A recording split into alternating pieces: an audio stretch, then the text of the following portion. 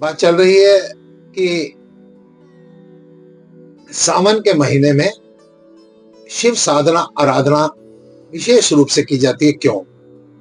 किसी भी बात के लिए हम यहाँ पर अगर ये धर्म की चर्चा भी कर रहे हैं ना, तो इसके पीछे जाएंगे ना, पहले इसकी तैयारी की गई। तैयारी का मतलब जन्म जन्मांतरों से ये मन बुद्धि चित्त में ये धार्मिक आध्यात्मिक बातें चलती रही, तो हम यहाँ पर बैठकर थोड़ी सी डिस्कशन कर रहे हैं। पीछे जाएंगे तो हर चीज के लिए थोड़ा सा पीछे जाना पड़ता है। चाहे आपको सुख मिल रहा है, उसके लिए भी एक सेकंड के लिए पीछे जाइए। कारण पहले बनने शुरू हो गए थे। दुख मिल रहा है, थोड़ी पीछे जाइए, कोई ना कोई कारण बनने शुरू हो गए थे। ऐसे ही सावन के महीने से 4 दिन पहले देवशयनी एकादशी आ जाती है। देव सारे कहते हैं सो जाते हैं, देव शयन की अवस्था में चले गए हैं। भगवान विष्णु शयन की अवस्था में चले गए हैं, लेकिन देवों के देव महादेव जाग गए हैं। सावन का महीना आ गया, सारी सृष्टि की बागडोर हमारे भोले भंडारी के हाथ में पहुंच गई है। अब सावन के महीने में भगवान शंकर की आराधना।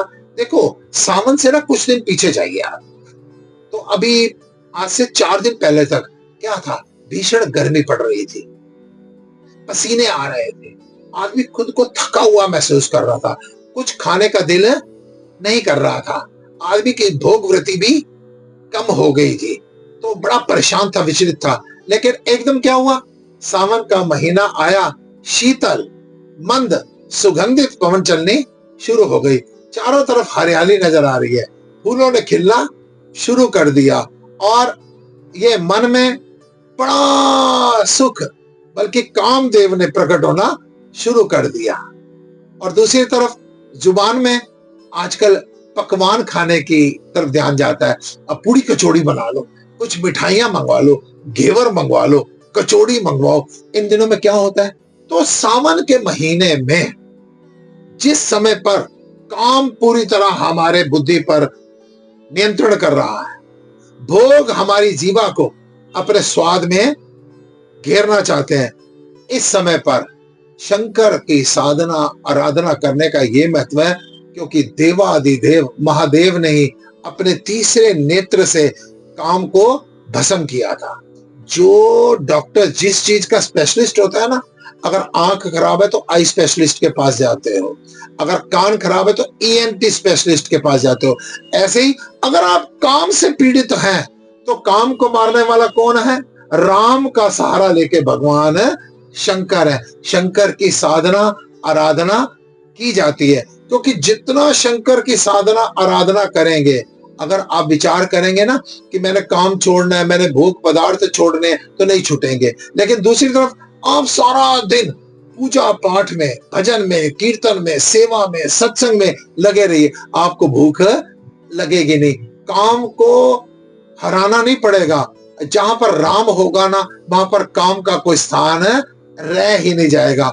तो सावन के महीने में विशेष रूप से शंकर भगवान की साधना उपासना का समय माना जाता है। और देखो, जीवा पर नियंत्रण करने के लिए ओम नमः शिवाय का जाप करें। जैसे कहा जाता है आजकल उपवास किया जाता है। उपवास या उप का मतलब होता है नजदीक, और वास का मतलब है रहना, अपने नजदीक रहिए। यानी भोग पदार्थों से ज्यादा चटपटा चरपरा खाएंगे ना, तो हमारा शरीर अनबैलेंस्ड हो जाएगा, कई रोगों से ग्रस्त हो जाएगा। इसलिए सावन में व्रत रखा जाता है। हम गर्मी से और धीरे धीरे शीत ऋतु की तरफ बढ़ रहे हैं, बीच में सावन आ गया, हम जल्दी से जल्दी अपनी इंद्रियों पर नियंत्रण करें। ये सावन मास में भगवान शंकर की साधना उपासना का विशेष महत्व है, कि जिस प्रकार से भगवान शंकर ने अपना जीवन व्यतीत किया। भगवान शंकर का जीवन क्या मैसेज देता है? रहन सहन साधारण होना चाहिए और विचार बहुत ऊंचे होने चाहिए। Simple living and high thinking. पहनने के लिए बागांबर या नगन दिगांबर, रहने के लिए सबने शमशान घाट पहुंचना है। मैं आपसे ये तो नहीं कहूंगा कि आप शमशान में वास कर लो, लेकिन मैं आपसे ये कहूंगा शमशान को हमेशा याद रखो कि आखिर वहीं पर जाना है। और जितना सिंपल रहेंगे, जितनी सादगी से रहेंगे, आप जीवन में उतना आनंद को उपलब्ध होते रहेंगे। विचार हमेशा हाई थिंकिंग, कभी किसी को जरूरत पड़े, भगवान शंकर ने सबको सेवा की। और तीसरी बात, जितना हो सके राम नाम का सिमरण कीजिए। जो राम नाम का जप नहीं, सिर्फ राम नाम ऐसे नहीं जपना, सिमरण कीजिए, राम की लीला का सिमरण कीजिए। कितनी विपत्तियों में भी उन्होंने आनंद में रहे। ठीक ऐसे ही भगवान शंकर राम का सिमरण करते हैं और भगवान श्री रामचंद्र ओम नमः शिवाय का जाप करते हैं, भजन करते हैं, सिमरण करेंगे।